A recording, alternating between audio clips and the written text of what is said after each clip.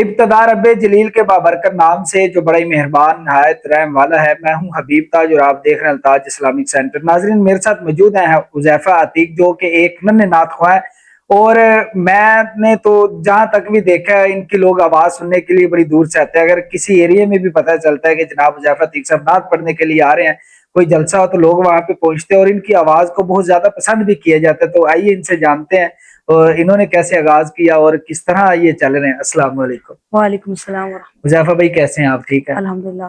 مجھے بتائیے گا کہ کہاں سے آپ تعلیم حاصل کر رہے ہیں؟ میں مرکز علوم اسلامیہ ستیانہ بنگلہ.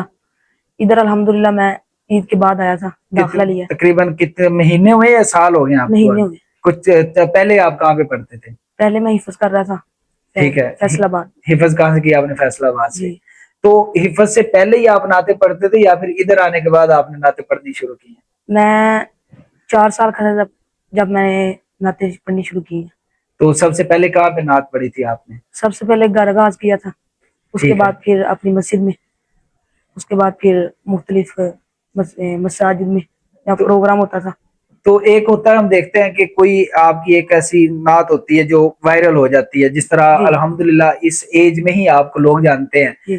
تو ہم دیکھتے ہیں کہ ایک آدھی نعت جو ہوتی ہے جو وائرل ہو جاتی ہے, لوگ پھر اس کو بلانا شروع کر دیتے ہیں. آپ نے پہلی مرتبہ کیمرے کے سامنے کہاں پہ آپ نے نعت پڑھی تھی؟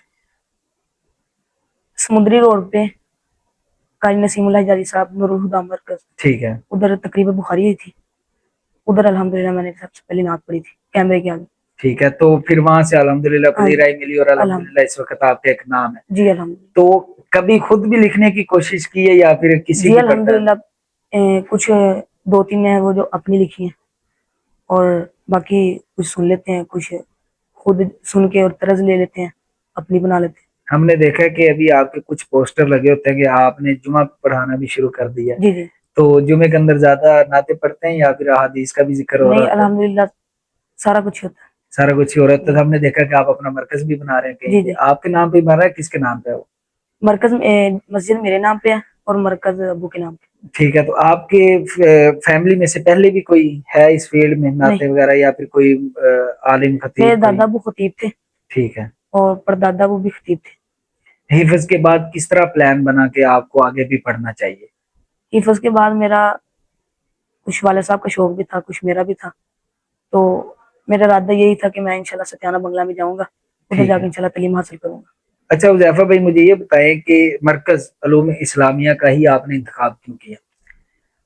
کچھ میرا ارادہ تھا کہ ادھر ماشاءاللہ کافی اللہ کے نیک ولی بھی ہیں, بے شک, اور ماشاءاللہ شیخ بھی بہت ہیں ماشاءاللہ, اور ماشاءاللہ ادھر کے جو طالب علم پڑھ کے گئے ہیں ادھر سے, اور الحمدللہ جہاں بھی جاتے ہیں ان کی ناف صرف الحمدللہ اعراب لگانا سب ماشاءاللہ بہت اچھا ہے. اس لیے میں نے انتخاب کیا تھا کہ میں انشاءاللہ ادھر آؤں. آپ کی عمر کتنی ہے؟ میری عمر 15 سال. 15 سال آپ کی عمر ہے. تو جب اسٹیج سے نیچے اترتے ہیں جی. تو لوگ سیلفی بھی لیتے ہوں گے, آپ کے ساتھ تصویریں بناتے ہیں, تو آپ نہیں سوچتے کہ الحمدللہ اس عمر میں اللہ نے اتنی زیادہ عزت دی ہے؟ بالکل جی, اللہ پاک کا شکر ادا کرتے ہیں. تو کیا سمجھتے ہیں کس کی دعاؤں کا نتیجہ؟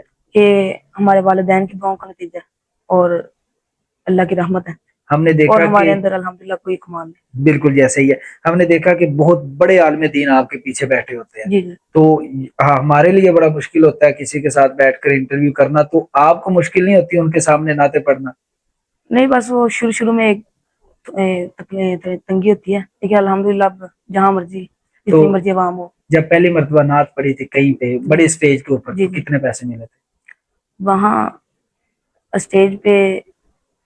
اسٹیج کا یاد نہیں ہے, لیکن وہاں انہوں نے دیے تھے 10,000 روپے. 10,000 روپے دیے تھے. تو کیسا لگا 15 سال کا بچہ 10,000 روپے کما کے جا رہا ہے؟ اچھا محسوس ہوتا ہے. اچھا مجھے یہ بتائیے کہ سب سے زیادہ پیسے کہاں سے ملے؟ ڈیرہ غازی خان. کتنے؟ 40,000. وہ جو عبدالرحیم کلیم صاحب, انہوں نے خود دیے یا پھر؟ خود دیے. اچھا انہوں نے خود دیے تھے. اور سب سے کم کس نے دیے؟ سب سے کم گجرانوالہ میں 1,000 روپے ملا تھا. تو اب کبھی ڈیمانڈ کی ہے کہ اگر میں آپ کے پاس پڑھنے کے لیے آ رہا ہوں میں اتنے پیسے لیتا ہوں؟ نہیں, ڈیمانڈ نہیں کی. تو کون کس کے ساتھ جاتے ہیں آپ ساتھ؟ والد صاحب کے ساتھ. تو اب مجھے آپ جس نظم کو یا نعت کو پڑھنا پسند کرتے ہیں وہ آپ ہمیں سنا دیں. زلفیں حسین ہوں گی چہرہ کمال ہوگا، زلفیں حسین ہوں گی، چہرہ کمال ہوگا، زلفیں حسین ہوں گی، چہرہ کمال ہوگا، چہرہ کمال ہوگا، کیا خوب مصطفیٰ کا حسن و جمال ہوگا، کیا خوب مصطفیٰ کا حسن و جمال ہوگا، کہہ دوں گا اے فرشتوں میں ان کا امتی ہوں، میں ان کا امتی ہوں، مجھ سے میری لحد میں جو کوئی سوال ہوگا، کیا خوب مصطفیٰ کا حسن و جمال ہوگا۔ اچھا، کتنا مشکل ہوتا ہے مدرسہ بھی پڑھنا اور رات کو کہیں بھی جا کر تقریر کرنا، کس طرح مینج کرتے ہیں چیزوں کو؟ استاذہ سے ماشاءاللہ اجازت بھی لی ہے، جمعرات کو پروگرام پہ جاتے ہیں، اس دن چھٹی ہوتی ہے، اور جمعے والے دن اگر کوئی پروگرام ہو تو کر لیتے ہیں، ورنہ نہیں، تو باقی دنوں میں آپ نہیں جاتے؟ باقی دنوں میں نہیں جاتے۔ مطلب اب یہی پلان ہے کہ پہلے اپنی ایک جو تعلیم ہے اس کو مکمل کرنا، اس کے انشاءاللہ بعد آپ نے کنٹینیو کرنا ہے۔ انشاءاللہ۔ ہم نے دیکھا کہ آپ کی تلاوت بھی بہت زیادہ وائرل ہوئی تھی، اگر آپ ہمیں تلاوت بھی سنا دیں۔ اعوذ باللہ من الشیطان الرجیم، بسم اللہ الرحمن الرحیم،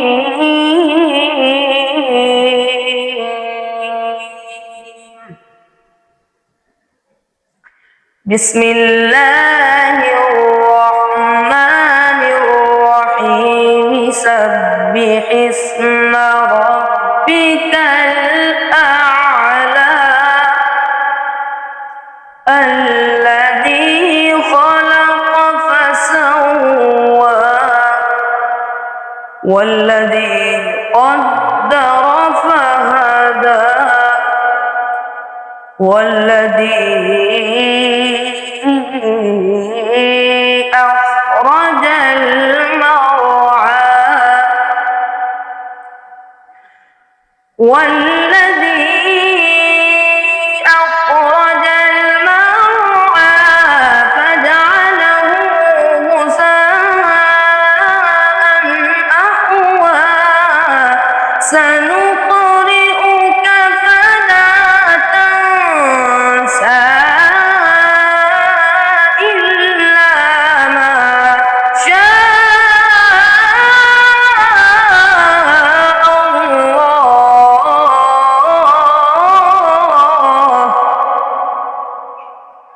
إنه يعلم الجهر وما يخفى،